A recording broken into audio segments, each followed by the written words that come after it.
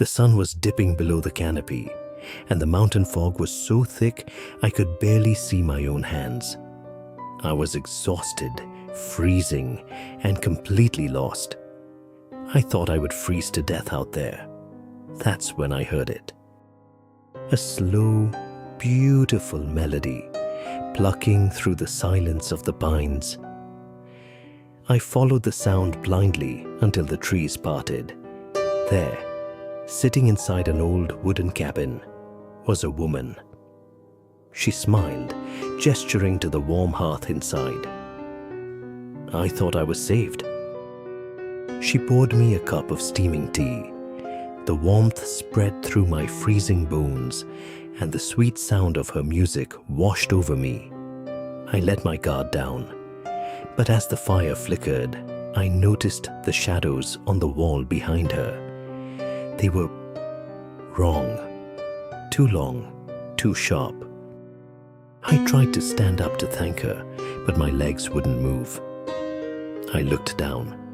Glistening in the firelight were threads, thousands of them, thinner than hair but strong as iron wire, tightly bound around my wrists and boots.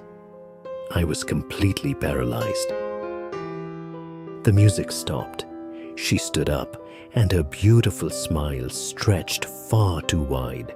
Her bones began to crack, a sickening, wet sound that echoed in the tiny room. "You should have stayed out in the cold," a voice hissed, echoing from everywhere at once. I watched in horror as her body twisted and broke.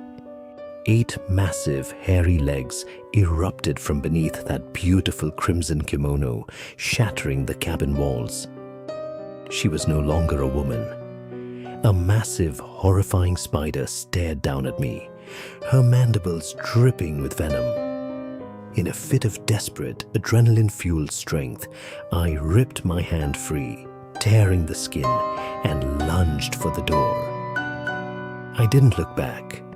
I ran blindly through the fog, the sounds of her clicking mandibles fading behind me. I didn't stop until the trees finally parted, and the cold, bright light of dawn struck my face. I had survived. But I knew I would never sleep soundly again. The story you just heard is the classic legend of the Jorōgumo. The name literally translates from Japanese to horse spider or entwining bride. In Japanese folklore, she is classified as a yokai, a class of supernatural spirits or monsters. While she appears as a stunning beauty, she is actually a species of spider that, upon reaching 400 years old, develops the power to shapeshift and prey on humans. While the monster is folklore, the creature is very real. The legend is based on the Nephila clavata, known today simply as the Joro Spider. Found throughout Japan, Korea, and China, these spiders are known for their massive, intricately woven, golden-tinted webs, which can span several feet. While they are beautiful in real life, ancient stories transformed their impressive hunting skills into a shape-shifting nightmare that feeds on the souls of weary travelers.